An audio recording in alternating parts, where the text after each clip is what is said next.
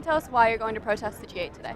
Well, lots of reasons. The G8 are about inequality, war, doing nothing about climate change. The world is burning, and they represent a bunch of gangsters and a bunch of criminals. It's on a borderline, it's on the Northern Irish border.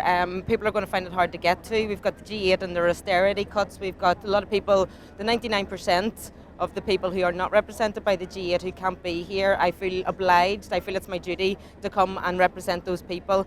A lot of people are hopefully petitioning the G8, thinking that they can get them to make the world a better place, but really the G8 are the cause of all the problems of hunger and starvation, and so we need to petition away the G8.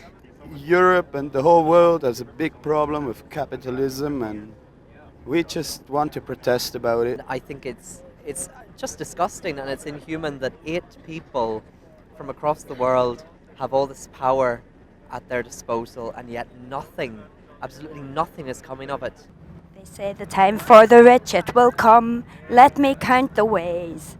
Victories are hints of a future. Havana, Caracas, Buenos Aires. How many people are waiting and starving and longing just for a little share?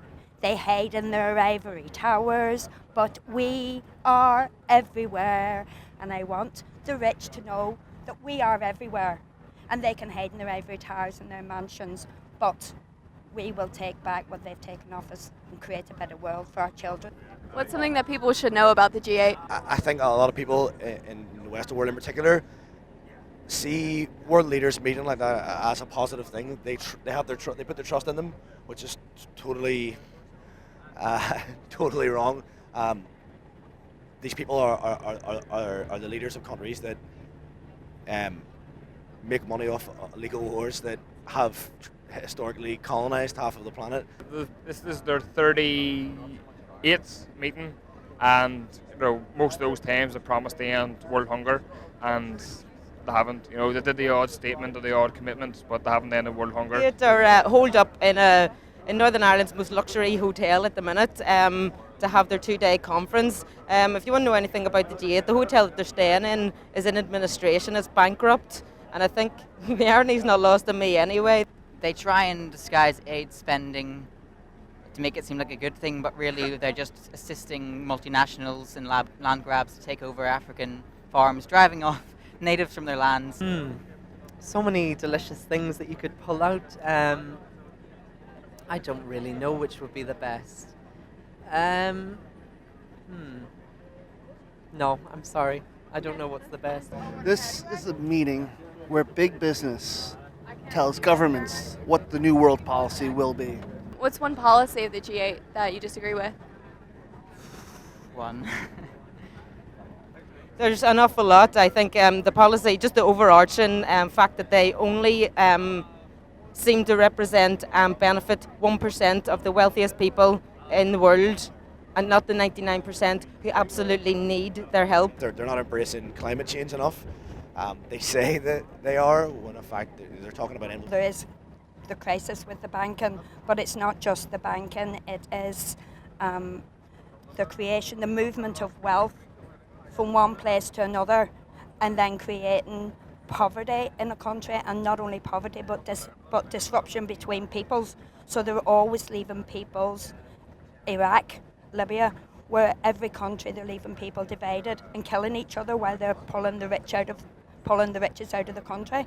What, in your opinion, is one solution to some of these problems? Well, I'm a socialist, so I think socialism, sharing the wealth in the world, ending competition between people, countries and society. So I think there's enough wealth in the world to feed, clothe and home everybody. Definitely start dismantling the US and Western imperial power in general. It has too much control through economics, and basically we need an alternative to all this buying people over.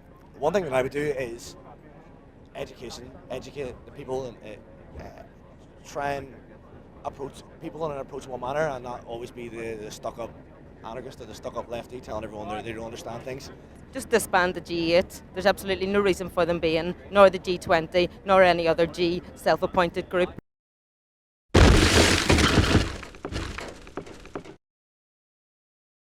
just happening right now. We're reporting live to you as it's happening. Protesters here have actually breached the barbed wire fencing, which you see right there in front of me.